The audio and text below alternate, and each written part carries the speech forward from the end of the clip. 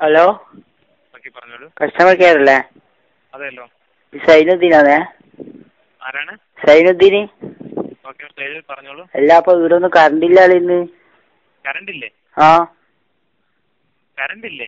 ആ കറണ്ട് ഇല്ല. എന്നിട്ട് ഇലക്ട്രിക് ഓഫീസിലും വിളിച്ചാലും അവൻ പറഞ്ഞ് 4-5-8 അടിച്ച് പറഞ്ഞാൽ മതി. 4-5-8 വിളിച്ച് പറഞ്ഞാൽ ഇലക്ട്രിക് ഓഫീസിൽ പറഞ്ഞോ? ആ അതെ, അങ്ങനെ പറഞ്ഞു. ഓക്കെ, വിളിക്കുന്ന വ്യക്തിയുടെ പേര് പ്രാവശ്യം പറയാമോ? സൈനുദ്ദീൻ. ഓക്കെ, സൈനുദ്ദീൻ, താങ്കളുടെ മൊബൈൽ നമ്പർ എന്ന് പറയാമോ? മൊബൈൽ നമ്പർ എനിക്കറിയില്ല. അപ്പൊ ഇത് വേറെ ആളെ മൊബൈലാണ്. വേറെ ആളുടെ മൊബൈലാണല്ലേ? ആ അതെ. ഇത് ഇലക്ട്രിക് ഓഫീസ് അല്ലാതെ നമുക്ക് ഇലക്ട്രിസിറ്റി കറണ്ട് എന്ന് പറയാൻ വേണ്ടി. അല്ല, അത് വിളിച്ചത് പറഞ്ഞ് 4-5-8 അടിച്ച് പറയണമെന്ന് പറഞ്ഞു.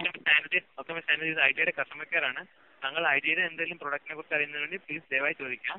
അല്ല, 4-5-8 വിളിച്ചു പറയണമെന്നിട്ടാണ് വിളിച്ചത് ഇപ്പൊ.